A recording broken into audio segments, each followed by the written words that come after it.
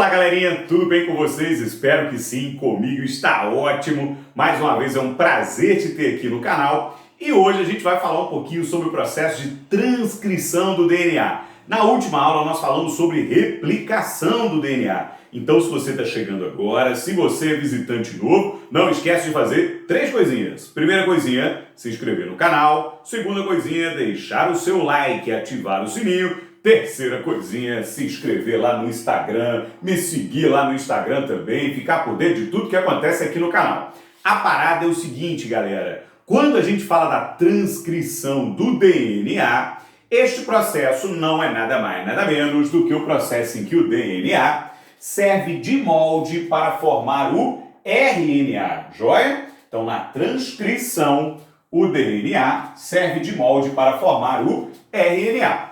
Onde este processo ocorre? Se for em uma célula eucariota, ele ocorre no núcleo. Se for em uma célula procariota, ele vai ocorrer no citoplasma, joia? Outro detalhe importante, para que este processo ocorre? Obviamente para formar o RNA. E precisamos de RNA para quê? Para fazer a produção ou síntese de proteína, um processo chamado tradução, joia? Então, nós realizamos a transcrição para produzir os diferentes tipos de RNA que vão participar do processo de tradução ou síntese de proteína. Joia? Então, ó, a parada é o seguinte, galerinha. Vamos ver como é que esse processo aí acontece na tora. Então, põe o sangue nesse olho, põe o tic-tac para funcionar e vamos que vamos ver o que ocorre aqui na transcrição. Ó, a parada é o seguinte, nós temos do ladinho de cá o nosso queridão DNA, todo enroladinho, bonitão. Dá para ler essa molécula com ela toda enroladinha? Não. Então, o que a gente precisa fazer com essas duas fitas? Separar essas duas fitas. Só que tem um detalhe. Quando a gente falou da replicação, a gente tinha que separar as duas fitas por completo, né? A gente ia fazendo isso em parte e copiava as duas fitas aí por completo. Aqui, eu não vou precisar abrir a molécula de DNA inteira. Para formar o RNA, eu não preciso abrir o DNA inteiro. Eu abro apenas um pedaço da molécula de DNA, onde está a informação que eu preciso para formar o meu RNA. Joia? Então, repara aqui do ladinho, ó, que eu não abri a molécula de DNA inteira. Eu só abri uma parte dela, que é a parte desse DNA que tem a informação para gerar o RNA. Tio Will, vou copiar as duas fitas ou vou copiar uma fita só? Galerinha, o RNA é uma molécula de fita única. Então, nós vamos copiar somente uma das fitas do DNA. Joia? Então, vamos supor que nós vamos copiar este pedaço aqui, ó, do DNA para formar o RNA. Joia? Este pedaço que a gente vai copiar é chamado de gene. O que é um gene? Um gene não é nada mais, nada menos do que um segmento de DNA que contém a informação necessária para formar um RNA. Joia? Ou para gerar um RNA, basicamente isso. Gene é o momento post-it da aula. Se você não pegou, pega agora o seu post-it, tá? O gene é um segmento de DNA que contém a informação para gerar um RNA. Joia? Beleza? Então, ó, a enzima que vai copiar o DNA para formar o RNA, ela ganha o nome de RNA polimerase. E, tio Igor, em que sentido que o RNA vai formar? Filhão, o sentido da vida, que é de 5 linhas para 3 linhas. Ah, então acompanha comigo, ó. Começou aqui com 5, ó. Então, repara que a fitinha 5 está aqui e a fitinha 3, ó, está aqui. Então, eu estou copiando a fitinha 3 linhas. Portanto, aqui vai ser 5, joia? E nós vamos de 5 em direção a 3. Tio Igor, não peguei. Vou de novo, ó. Acompanha o dedinho do tio Igor, ó. Fitinha 3 linhas, ó. Vem comigo. Dobrou, dobrou, dobrou, dobrou. Joia? Então, aqui seria 3, ó. Acompanhando a fita. Joia? Portanto, a RNA polimerase vai começar a copiar a partir daqui, porque aqui vai ser a extremidade 5 linhas. Então, ela vai de cima para baixo. Então, a enzima aqui é a RNA polimerase. Joia? Vamos supor que nesse pedacinho de DNA que está aqui, eu tenho a seguinte sequência de bases nitrogenadas, ó. Adenina, timina, citosina, timina, adenina, guanina, citosina e adenina. Joia? Como é que vai ficar o meu RNA formado aqui do lado? Ó, vou tirar o 5 aqui, vou botar ele aqui em cima para te mostrar.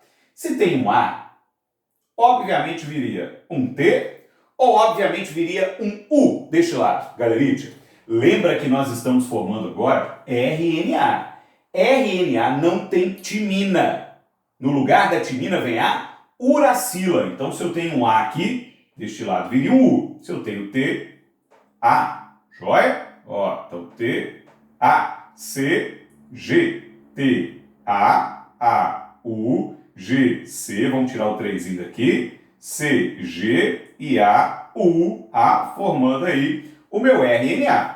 Quando terminar o processo, o que nós vamos ter aqui do lado? Ó, vamos fazer para você o que vai acontecer ao final do meu processo. Ao final do processo, a minha molécula de DNA volta ao normal. Então, nós vamos ter o DNA aqui voltando ao normal, ó, bonitão lá, com as pontes de hidrogênio sendo refeitas. E aqui do lado, eu vou ter o meu RNA, joia? E o tio Igor sumiu da tela, né? Momento Gasparzinho aqui, tio Igor sumindo da tela. E a gente tem aqui do lado o RNA. Só que este RNA a gente chama de pré-RNA. Tio Igor, por que ele é chamado de pré-RNA? Porque ele não está pronto. Para ele ir lá para o citoplasma participar do processo de produção de proteína, a gente tem que fazer um tratamento com ele primeiro, tá? Que eu vou te mostrar logo na sequência aqui. Então, ó, terminando o processo de transcrição, o DNA volta ao normal e a gente forma aqui do lado um pré-RNA, ou também chamado de RNA primário, que é a mesma coisa, e vamos te mostrar como é que faz para esse pré-RNA virar um RNA bonitão para valer, para poder ir lá para o citoplasma participar da síntese de proteína. Antes do tio Igor apagar, tira um print aí legal do quadro, o tio Igor vai fazer uma pose aqui do ladinho para você tirar um print, tira um print, só não vai fazer figurinha com o tio Igor, hein? Então vai lá e manda ver, printzão aí bonito para você. Sorriso, né? Print, deu para printar? Então, ó, vamos apagando, apagando, apagando, apagando. Bom, então vamos lá, galerinha, ver aqui agora um processo importante, novo entre aspas, né? Já vem caindo há algum tempo, mas vem caindo muito em prova e é importante você ficar atento com ele aqui, porque geralmente os professores do ensino médio não dão muita importância para esse processo, ele passa meio batido, mas lembre-se, você é um charque aluno, então o tio Igor te mostra tudo aqui, que é o que a gente chama de splicing, joia? Não existe tradução em português. É splice mesmo. E não vem com splicing não, viu? É splicing, beleza? Então, ó, repara que aqui está o nosso pré-RNA em vermelho. Neste pré-RNA, a gente encontra dois tipos de sequências nele. Tem pedaços distintos aí formando o nosso pré-RNA. Pedaços que a gente chama de exon e pedaços que a gente chama de intron. Tio Igor, nunca ouvi falar, me explica o que é isso aí. É óbvio, estamos aqui para isso. Ó. Então vamos anotar aqui para você. A gente tem os exons e a gente tem os introns, joia? O que é um exon, o que é um intron? No nosso DNA, existem vários segmentos dele que não codificam nenhuma informação. São chamados, ou antigamente chamados de DNA lixo. É o pedaço de DNA que não codifica informação nenhuma. Hoje os cientistas já estão verificando que esses pedaços, na verdade, desempenham algumas funções importantes da expressão de alguns genes. Mas para codificar, para servir lá, de informação durante o processo de tradução, eles não servem. Tá? Então, introns que estão aqui são essas sequências chamadas de DNA lixo. Para você guardar, para ficar uma diquinha fácil para você, ó. O intron está aqui de intrometido, ou seja, ele não serve para nada, tá? São sequências não codificantes, mas lembre, não serve para nada no RNA, joia?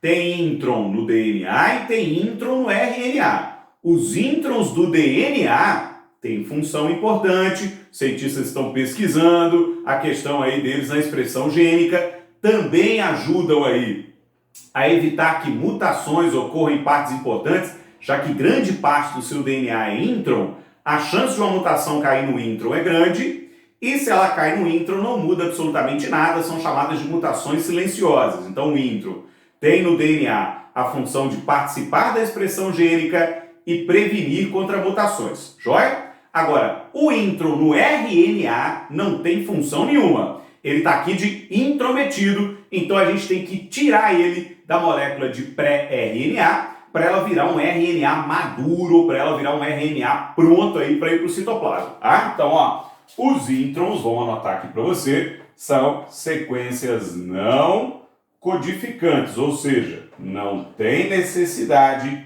de manter o intron no RNA, porque ele não vai fazer diferença nenhuma na expressão da proteína. Tá? Então a gente vai ter que tirar esse intron. Ó. O processo de remoção desse intron é o que a gente chama de splicing. Joia? Formam-se aqui no RNA torções. Tá? Quem realiza essas torções são enzimas aqui. Ó. Vamos puxar uma setinha aqui para você. Na verdade é um complexo de enzima que a gente chama de spliciosomos. Tá? Então você tem aqui um conjunto de enzimas chamadas de spliciosomos que vão provocar essas torções na região do intron e remover eles da molécula, ó, deixando somente aqui os exons. Este RNA que você está vendo aqui, sem o intron, só com o exon, que é a sequência importante, a gente chama de RNA maduro, beleza? Que é o RNA que está pronto para ir lá para o citoplasma participar da síntese de proteína. A parada aqui é o seguinte, presta atenção no tio Igor, presta atenção aqui no tio Igor, tá? Este processo ocorre sempre assim? Tira o intron, junta os exons? Não, tá? Descobrimos há alguns anos que esse processo pode ter algumas variações aqui, ó. Vamos numerar os exons aqui? Então imagina que a gente tem exon 1, exon 2 e exon 3, tá? De novo, ó. Exon 1, exon 2, exon 3 e aqui embaixo, exon 1, exon 2 e exon 3, tá? Então esse splice em que a gente tira o intron e mantém os exons é chamado de splicing convencional. Agora, além do splicing convencional, eu posso ter um tipo diferente de splicing, descoberto há pouco tempo. Vamos fazer ele aqui para você, ó. Vamos puxar uma setinha para cá e te mostrar ele aqui, que é o chamado splicing alternativo. Como é que funciona o tal do splice alternativo? Ó, ao invés de simplesmente tirar o intron e juntar os exons, o que a gente faz no splice alternativo é o seguinte: a gente tira os introns e recombina os exons, muda a ordem dos exons. E para que isso? Vamos entender. Então, ó, eu posso formar aqui, por exemplo, exon 3, exon 1 e exon 2, joia? Formando aqui um novo RNA maduro, ó. Eu vou ter aqui um RNA maduro diferente do que eu tenho aqui. Você não concorda comigo? Que este RNA maduro que está aqui é diferente desse RNA maduro que está aqui, joia? Se são RNAs maduros diferentes, ao serem traduzidos, vão gerar proteínas diferentes. Então, olha só, a partir de um único pré-RNA, eu posso formar diferentes RNAs maduros e, a partir desses diferentes RNAs maduros, formar diferentes proteínas, joia? Então, isso aqui revolucionou há alguns anos aí um dogma da biologia que eu vou mostrar daqui a pouquinho para você aqui no quadro. O mais importante é você entender que este aqui, ó, é o splicing convencional. Vamos anotar aqui para você. Convencional, em que a gente tira os exons e mantém os introns. Ó, desculpa, né? Tio Igor enlouqueceu aqui. Momento loucura do tio Igor. Em que a gente tira os introns e deixa os exons. E esse aqui é o splicing alternativo. No splicing alternativo, a gente tira os introns e recombina os exons, beleza? 1 minuto para você printar o quadro aí, tá? Vou dar uma printadinha no quadro, vou ficar aqui de ladinho. Vou fazer uma pose de quem não tá aqui, tá? Então, ó, pose de quem não tá aqui, beleza? Você printa aí e vamos que vamos aí ver o dogma central da biologia e te mostrar como é que isso aqui mudou tudo. Vamos lá, apagando, apagando, apagando, apagando.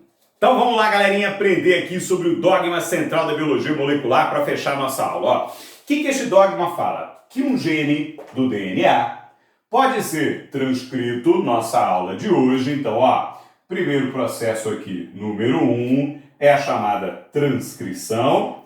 Então, um gene de DNA pode ser transcrito formando um RNA. E que um RNA poderia ser traduzido, então vou botar aqui processo número 2, é a chamada tradução, dando origem aí a uma proteína. Tradução é a mesma coisa de síntese de proteína, tá? Então, o que este dogma dizia? Que um gene, um RNA, uma proteína. Esse era o dogma. Um gene forma um RNA que forma uma proteína. Só que este dogma é uma verdade inquestionável, tá? Este dogma já deixou de ser dogma há muito tempo, porque ele foi quebrado 2 vezes, ó. A primeira quebra veio aqui. A gente descobriu que alguns vírus, vou até mudar a corzinha para vermelho, ó, que alguns vírus conseguem converter o RNA em DNA. Joia? Então a primeira quebra deste dogma veio aqui. A gente chama este processo número 3 de transcrição reversa, que é feita pelos chamados retrovírus, do qual faz parte o HIV, por exemplo, tá? Que consegue, a partir do RNA viral, formar o DNA viral usando uma enzima chamada transcriptase reversa. Joia? A segunda quebra deste dogma veio bem aqui, ó.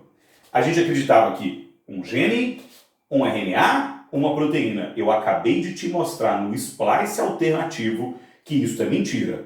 Eu posso ter um gene, um RNA, mas ao fazer o splice alternativo e recombinar os exons, a partir desse meu único RNA, eu posso formar diferentes proteínas. Joia? Então a segunda quebra veio aqui, ó, número 4, com o nosso splicing alternativo. Joia? Com o splice alternativo, eu posso formar diferentes variantes proteicas, ó, a partir de um mesmo gene ou a partir de um mesmo RNA. Joia? Portanto, este dogma não é um dogma há muito tempo. Legal? Tranquilo? Ficou claro isso aí para todo mundo? Então, galerinha, se você curtiu o printzinho da tela, para não esquecer, printou a telinha aí, um videozinho aí para fechar a nossa aula. Fiquem com esse vídeo, me despeço de vocês aqui, um beijo grande e até a nossa próxima aula. Um abraço para todo mundo!